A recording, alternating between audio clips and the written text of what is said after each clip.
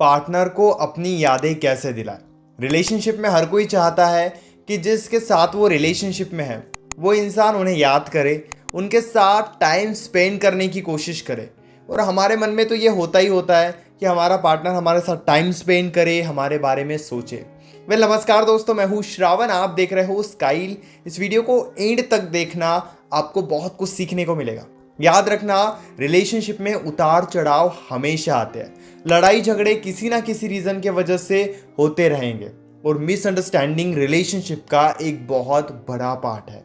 कहते हैं मिसअंडरस्टैंडिंग में अगर हमने रिलेशनशिप को बचा लिया तो हमारा रिलेशनशिप लॉन्ग टर्म के लिए बिल्कुल सही है। क्योंकि मिसअंडरस्टैंडिंग जब होती है तभी पता चलता है कि हमारा बॉन्ड हमारे पार्टनर के साथ कैसा है, बॉन्डिंग कितनी अच्छी है। क्योंकि जब सब कुछ अच्छा चल रहा होता है तब हम किसी के सच्चाई को नहीं समझ पाते, लेकिन जब थोड़ी बहुत उलझनें बढ़ती है, थोड़ी बहुत लड़ाइयाँ होती है, उसी वक्त तो हमें पता चलता है कि वो इंसान हमें कितने अच्छे से समझता है, हमारा गुस्सा कैसे समझता है, या फिर हम उस इंसान को कितने अच्छे से समझते हैं। उस इंसान की सच्चाई क्या है, गुस्से में क्या वो आपकी रिस्पेक्ट करता है या फिर नहीं करता है।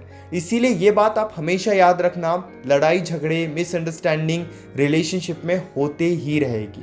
उस वक्त आपको क्या करना है, जब भी आपके और पार्टनर के बीच में लड़ाई हो उस वक्त थोड़े समय के लिए स्पेस ऐड कर लो। मान के चलिए कि अभी आप उनसे कॉल पर बात कर रहे हो और बातों ही बातों में कुछ आपके बीच में मिसअंडरस्टैंडिंग हो गई और आप फाइट करना स्टार्ट कर दिए। उस सिचुएशन में सबसे ज़्यादा ज़रूरी क्या है कि आप कुछ घंटों के लिए उनसे बात ही मत करो। तुरंत वहाँ पे आप उनसे दूर हो जाओ, क्योंकि उस वक्त आप उनसे जितनी बातें करोगे, चाहे जितनी अच्छे से बातें करोगे, उतनी फाइट बढ़ेगी। और जितनी ज़्यादा फाइट बढ़ेगी उतना ज़्यादा इग्नोरेंस भी बढ़ेगा। इसीलिए समझदारी से उस वक्त कॉन्वर्जेशन को जितने जल्दी हो सके उतने जल्दी ख़त्म कर दो। किसकी गलती है, किसने गलत किया, किसने क्या बोला, उस वक्त उन्हें समझाने की कोशिश मत करो। लेकिन आपने ये तो कई बार सुना होगा कि जो भी रिलेशनशिप में फाइट होती है वो बात करके ही सॉल्व होती है, और अगर हम बात ही नहीं करेंगे तो वो प्रॉब्लम कैसे सॉल्व होगी। मैंने ये कहा कि आप कुछ टाइम के लिए उनसे दूर हो जाओ, लेकिन बाद में आप उनसे उस प्रॉब्लम के बारे में डिस्कस कर सकते हो। आपकी गलती है तो कुछ टाइम के बाद आप उन्हें सॉरी कह सकते हो। उसी वक्त सॉरी कहोगे तो प्रॉब्लम और ज़्यादा बढ़ेगी, या आपका ईगो सॉरी कहने ही नहीं देगा आपको। इसलिए 1-2 घंटे के बाद जब आप सॉरी का मैसेज करोगे या कॉल करोगे, अगर वो कॉल नहीं उठाते, वो गुस्से में, तो आप बस सॉरी का मैसेज कर दो और थोड़ा टाइम स्पेस दो। ये जो थोड़ा टाइम जब बीच में आता है ना, तो उन्हें भी सोचने का मौका मिलता है कि वो क्या गलत कर रहे हैं, और इवन आपको भी सोचने का मौका मिलता है कि आप क्या गलत कर रहे हो।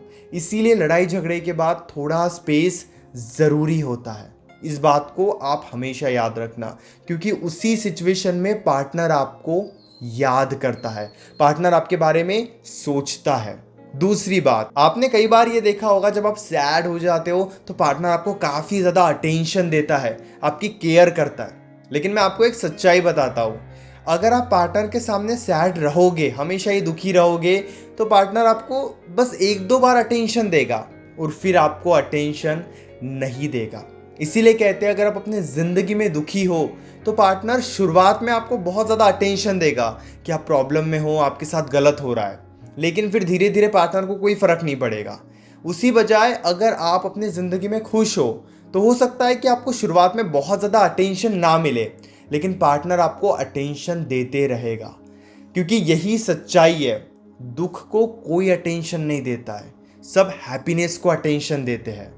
अगर आप अपने ज़िंदगी में खुश हो तो ना चाहते हुए भी मेरी इच्छा होगी आपसे बात करने की, क्योंकि हैप्पीनेस से इंसान अट्रैक्ट होता है। ये एक बहुत बड़ी सच्चाई है। लेकिन हम क्या करते हैं, रिलेशनशिप में हमारी वैल्यू को काफ़ी कम कर देते हैं, पार्टनर के सामने दुखी रहने लगते हैं और हमेशा ये कंप्लेन करते हैं कि पार्टनर को फ़र्क क्यों नहीं पड़ रहा है। हम उनके सामने रो रहे हैं, परेशान हो रहे हैं, फिर भी उन्हें फ़र्क नहीं पड़ रहा है, ऐसा क्यों हो रहा है। लेकिन आपको ये भी समझने की ज़रूरत है कि दुख को अटेंशन मिलता ही नहीं है।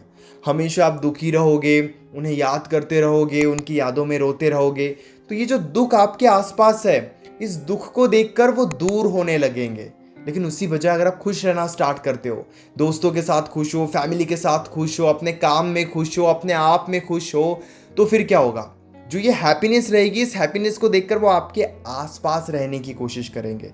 हो सकता है आज आप खुश हो तो आज के आज वो आपसे बात ना करें, लेकिन जब वो धीरे धीरे ये महसूस करने लगेंगे कि आपकी ज़िंदगी में आप खुश रह रहे हो, बहुत ज़्यादा खुश हो, तो फिर वो आपसे अट्रैक्ट रहेंगे ही रहेंगे। इसलिए इस बात को आप कभी मिस मत करना, ज़िंदगी में खुश रहने का कोई मौका मत छोड़ना। दुखी रहोगे तो दूर होगा पार्टनर आपसे, खुश रहने लगोगे तो उतना ही पार्टनर करीब आएगा आपके। उम्मीद करता हूँ कि ये बात आप समझ गए होंगे। वेल, तीसरी बात कमाल की बात है, न्यूट्रल बिहेवियर। वेल, मुझसे आप एक प्रॉमिस करो कि आप इस टेक्निक का गलत फ़ायदा नहीं उठाओगे, क्योंकि ये आपको तब ही करना है जब पार्टनर आपको अटेंशन ना दे रहा हो। अब न्यूट्रल बिहेवियर का क्या मतलब होता है कि आपको क्या करना है ना, पार्टनर से बातचीत करने की कोशिश करनी है, लेकिन बहुत ही कम समय तक कोशिश करनी है। जैसे कि एग्जांपल मैं आपको देता हूँ, आपने पार्टनर को कॉल किया और पार्टनर आपसे बात कर रहा है, तब शुरुआत के 1-2 मिनट आप उनसे बहुत अच्छे से बात करो, पूरे एनर्जी से बात करो, और 1-2 मिनट के बाद आप ये शो करो कि अब आप बिजी हो रहे हो या आपका ध्यान उनके ऊपर नहीं है, या फिर आप फ़ोन को कट करना चाहते हो क्योंकि आपको कोई दूसरा काम है। यानी कि शुरुआत में आपने उनको बहुत ज़्यादा अटेंशन दे दी, एंड देन फिर आप थोड़ा स्पेस उन्हें दे रहे हो। स्पेस देने के लिए आपको फ़ोन को कट भी करना होगा। यानी कि ये आपको तभी करना है जब आपको ये महसूस हो रहा है कि पार्टनर अब आपको इग्नोर कर रहा है। उस सिचुएशन में आप इस बिहेवियर को अपना सकते हो, जिस वजह से वो आपके बिहेवियर को एनालाइज करे और आपके बारे में सोचना स्टार्ट करे। मैंने कहा ये आपको तभी करना है और हर बार नहीं करना है। हर दिन करते रहोगे तो पार्टनर को तो यही लगेगा कि ये तो आपकी आदत है। आपको ये कुछ टाइम ही करना है।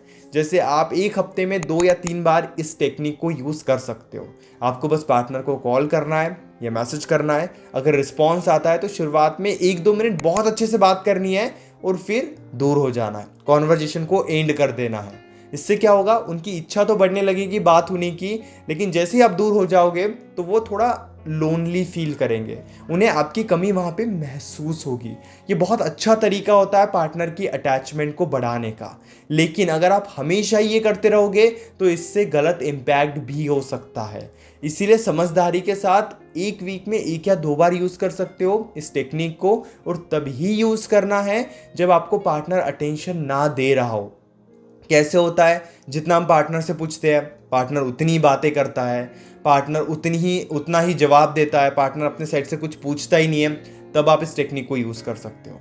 मैसेज करो, इधर उधर की बातें करो 1-2 मिनट तक कि ये कैसा हो रहा है, क्या कर रहे हो, मैंने तो अभी ये कर लिया, और तुरंत न्यूट्रल हो जाओ, तुरंत पीछे हट जाओ, अपने साइड से कुछ मत बोलो, शांत हो जाओ। ये बिहेवियर आपको बनाकर रखना होगा, तब आपको बहुत ज़्यादा फायदा होगा। मन में अभी भी कोई डाउट है, बहुत आसान है, आप कॉल पे मुझसे डायरेक्टली डिस्कस कर सकते हो।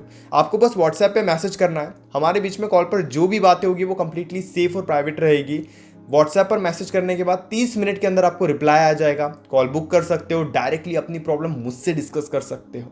वेल, अगर आप इंस्टाग्राम यूज़ करते हो तो इंस्टाग्राम पर भी आप मुझे फॉलो कर सकते हो, और इसी तरीके के अमेजिंग वीडियोज़ देखने के लिए चैनल को भी आप ज़रूर सब्सक्राइब कर सकते हो। Thank you so much.